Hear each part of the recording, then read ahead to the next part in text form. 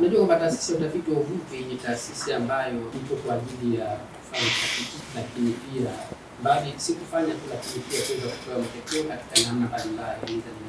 Kwa hiyo tuone ni namna gani hawa wadau wetu wamefocus katika maeneo ambayo sisi tunafanya kazi kwa ajili ya kutujenga ili mwisho wa siku tuweze kufanya kazi kwa ustadi.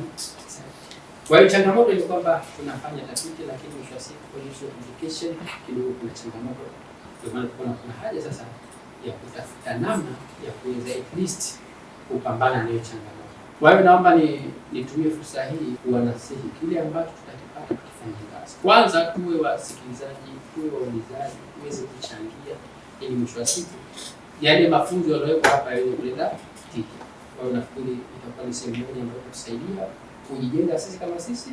Kile ambacho tunakifanya sasa itakuwa hakuna sababu ya msingi kutoweza kukitoa kwa wenzetu ambao ni wataalamu katika maeneo haya. Kwa publish wakaweza kuona Zafiri this time wamefanya sawa. Lakini pili, kama Zafiri tuna wajibu wa kutoa taarifa kwa wadau mbalimbali wakiwemo policy and decision makers. Kwa hiyo kuonyesha policy brief itatusaidia sasa kuweza kusimplify kile ambacho tumekifanya scientifically or technical na kuweza kurahisisha at least wale mawaziri na wengineo ambao mtosishie kuweza kuelewa na kuweza kufanya kazi. Sababu tunajua kwamba kwenye tafiti mwisho wa siku tuna method ambayo tunasukuma, sio tunapata result, lakini mwisho wa siku tuna recommendation, na hicho ndio kitu muhimu ambacho wadau wetu hasa watunga sera wanakihitaji. Mmefanya nini? Mmegundua nini? Mnashauri kitu gani? Kwa kwenye policy making, kwenye policy brief kule tutapata nafasi hiyo ya kuweza kuona namna gani na integrate kile ambacho tumepata kwenda kwenye policy kupitia ushauri wetu kwa wadau ambao wanahusika. Sisi kwa kushirikiana na wataalamu mbalimbali tumekuja tunafanya mafunzo kwa watendaji wa Zafiri. Tunaamini ya kwamba mafunzo yatakuwa yamejengea uwezo mkubwa wao kuweza kujikita vizuri katika swala zima la ufanyaji wa utafiti, lakini vile vile kuweza kutoa machapisho mbalimbali ambayo ni ya kisayansi yatakayoweza kuisaidia Serikali ya Mapinduzi ya Zanzibar kwenye kufanya maamuzi na kuishauri Serikali ya Mapinduzi ya Zanzibar kwa ujumla wake namna gani inaweza ikatunza ekolojia ya bahari.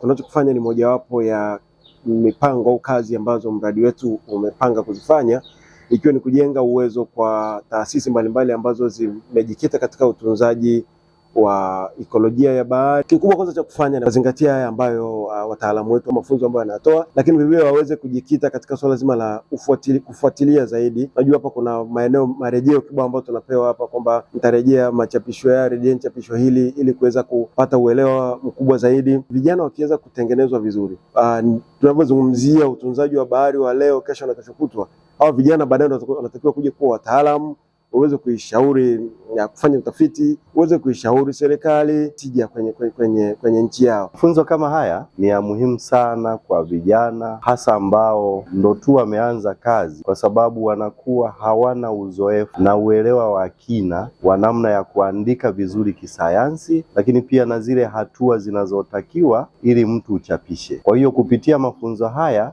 wameelekezwa namna ya kuandika maandiko ya kisera ambayo yanawashawishi watunga sera kuweza kutumia matokeo ya tafiti ambazo wanakuwa wameziandaa. Tunaamini kwamba mafunzo haya yamekuja muda mwafaka, hasa kwenye maeneo ya uchumi wa bluu ambako nchi yetu ya Tanzania kwa ujumla imetia mkazo sana kwenye uchumi wa bluu, na kwa maeneo kama ya Zanzibar asilimia kubwa ya uchumi wake unategemea mazao ya bahari. Niwaase vijana wote wafanye kila wanaloweza ili kupata mafunzo kama haya ambayo yatasaidia kuliendeleza taifa letu kwa kufanya tafiti zinazoendana na sera yetu ya miaka 50. Wakishafanya yale machapisho yao tuyabadilishe kutoka kwenye maandiko ya kisayansi tuyafanye maandiko ya kisera ili yaweze kusaidia jamii yetu.